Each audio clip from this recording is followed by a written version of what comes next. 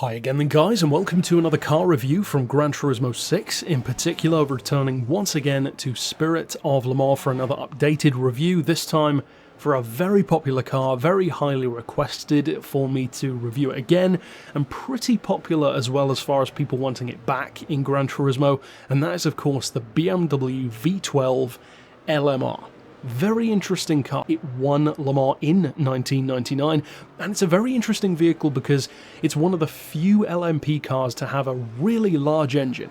Most of them tend to be about as big as they look, which is like a 3.5 litre, 4 litre, maybe a 5 litre sometimes.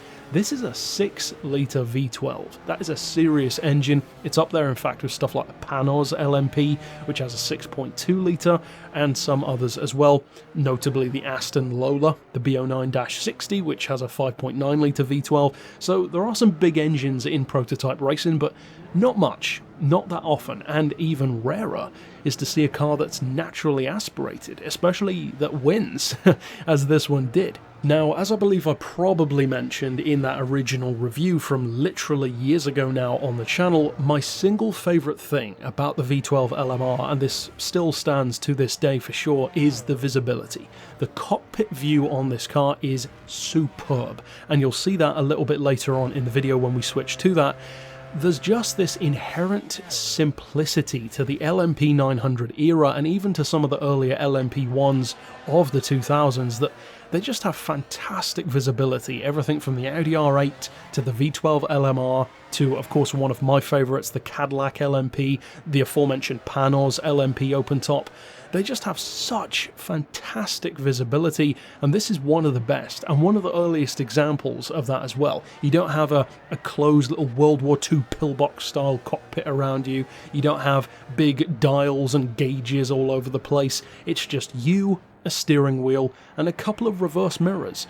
That's great, it's all you really need, and it almost gives the car this kind of kit car vibe, almost like you're driving a really fast Caterham that's really low, really wide, but the handling is fantastic, and you've got this gorgeous, naturally aspirated BMW V12 sitting right behind your head, in, of course, a similar way to the McLaren F1, which also has that distinctive BMW V12 power plant as well. Now, as far as the specs go on the LMR, again, I've mentioned this before, but it's curious that even though it has a very large engine, it's actually not among the most powerful of Le Mans cars. In fact, it's quite the opposite. It's one of the least powerful. In its stock form, you're looking at around 600 horsepower, and even fully tuned, it's one of the very few that cannot break 1,000 horses. This one has 975 brake horsepower with the best turbos and with an oil change. Now, with that being said, don't let that fool you, because what it lacks in power, it more than makes up for in torque. This car puts out a lot of torque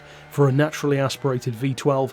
827 pound-feet is surprisingly high. That's pretty much diesel territory in some cases. Now, of course, the weight is 900 kilos, which is no surprise for a later 90s prototype, and consequently, even though it has less than 1,000 horsepower, because the weight is LMP level, the horsepower per tonne is still over 1,000, 1,083 to be exact. And as far as its performance goes, no, it doesn't have the highest top speed in the game, and no, it certainly doesn't have the strongest acceleration, but the thing about the V12 LMR that I think makes me love it so much, and certainly makes it very popular, not just in Gran Turismo, but also in Forza, and in pretty much any game that features it, is that it's such a consistent car. The LMR never really surprises you. The engine is smooth, the handling is smooth, the way it delivers its power is very consistent. It's not really one of those cars that suddenly spikes. You know, like a Pescarolo hybrid where you'll suddenly have this really, you know, like crazy wheel spin or torque steer that the car can sometimes have. This one doesn't really do that. Of course, you can spin up the wheels, especially with fully upgraded power, but the LMR it's just a smooth car.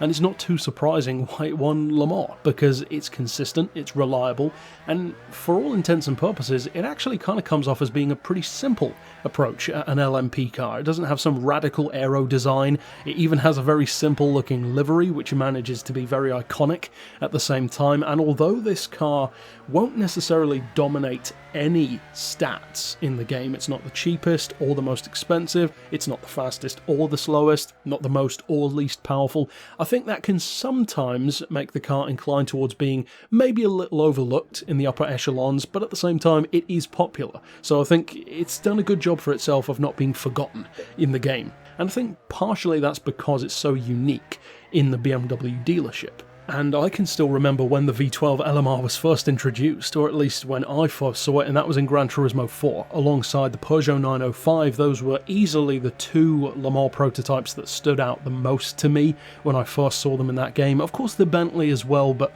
the Bentley didn't really have the same kind of oddball factor for me. It almost didn't surprise me, whereas I had never heard of the Peugeot 905 before, and I'd never heard of the BMW V12 LMR at the time, because I was only a kid, and I loved them immediately. And although they had their drawbacks, especially the Peugeot with its really slow gear changes, I love them both. And the V12 LMR was easily the stronger of the two in that game, but it's funny because over time, the Peugeot 905 really came into its own as being the better of the two, but the V12 LMR is still not to be slept on. It's a very, very good prototype. And of course, with a price tag of 1.9 million credits, it can easily rival everything else in that category. And although I said it's not the fastest of prototypes, don't let that fool you into thinking that it's slow. It certainly isn't. In fact, if I recall correctly, I think the updated speed tune that I did for this car on Route X could do something like 275 miles an hour. So by Gran Turismo 6 standards even, it wasn't slow, that's for sure. That's up there with stuff like the TVR Speed 12 at the time. So of course, fantastic smooth handling, great cockpit view if you're into using that camera mode, great performance, unique engine, and the real world attributes of the car speak for itself, because it won, as I said, in 1999. So overall, that's it for my thoughts. Of course, stick around on the channel for more prototype reviews and more updated reviews from GT6. And of course, you can see the others by clicking here on screen. But for now, as always, thanks for watching.